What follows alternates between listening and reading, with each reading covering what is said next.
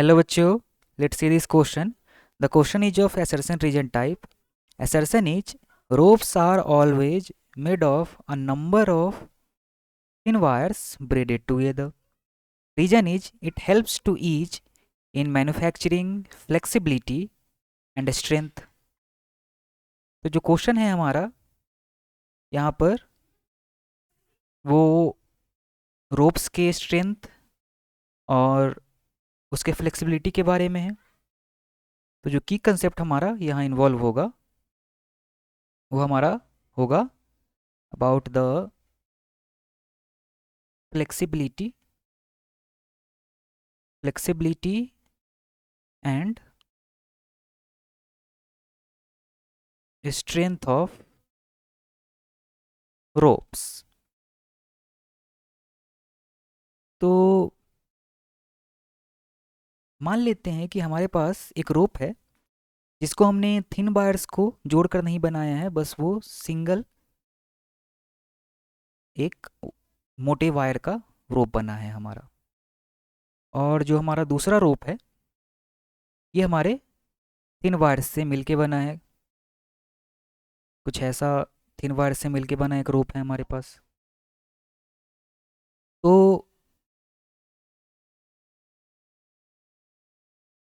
क्या होगा कि ये जो सिंगल वायर से बना रोप है ये ऑलमोस्ट एक रिजिड रॉड की तरह बिहेव करेगा। अच्छा, रोप को यूज करने में हम इसको ट्विस्ट करते हैं, बेंड करते हैं। तो जब अगर एक रिजिड रॉड की तरह हमारा रोप बिहेव कर रहा है तो उसको ट्विस्ट और टर्न करने से वो टूट जाएगा। It is susceptible to break. और बहुत सारे इन वायर से मिलके बना होगा तो उसमें फ्लेक्सिबिलिटी होगी, तो बेंट करने से और ट्विस्ट करने से वो टूटेगा नहीं। तो क्या हमने कंक्लूड किया कि बहुत सारे वायर्स को एक साथ ब्रेड करके जब हम रोप बनाते हैं तो इससे फ्लेक्सिबिलिटी इंक्रीज करती है, जो कि हमें रिक्वायरमेंट होता है रोप्स के लिए। दूसरा कि जब हम बहुत सारे वायर्स को ट्विस्ट करके रोप बनाते हैं तो और जब उस रोप से किसी चीज़ को हम बांधते हैं, खींचते हैं, यानी उस वायर पर जब हम फोर्स लगाते हैं, क्या होता है कि जो पतले पतले वायर्स होते हैं उनके बीच, अगर दो वायर्स इस तरह से एक दूसरे से चिपके हुए हैं तो इन वायर्स के बीच, क्योंकि वायर्स में एक वायर अगर नीचे की तरफ, एक वायर में अगर टेंशन लग रहा है और इस पर फोर्स लग रहा है तो नीचे की तरफ अगर जाने की कोशिश करेगा तो क्या होगा कि जो दूसरा वायर है उससे ये चिपका हुआ है, तो इस कारण इस वायर पर ऊपर की तरफ फ्रिक्शनल फोर्स लगेगा, फ्रिक्शनल फोर्स। और सेम चीज़ सारे वायर्स के साथ होगी। तो इस तरह से फ्रिक्शनल फोर्स के कारण जो रोप का ओवरऑल स्ट्रेंथ होता है वो इंक्रीज कर जाता है, स्ट्रेंथ इंक्रीजेस, क्योंकि वायर्स के बीच में फ्रिक्शनल फोर्स एक्ट कर रहा है।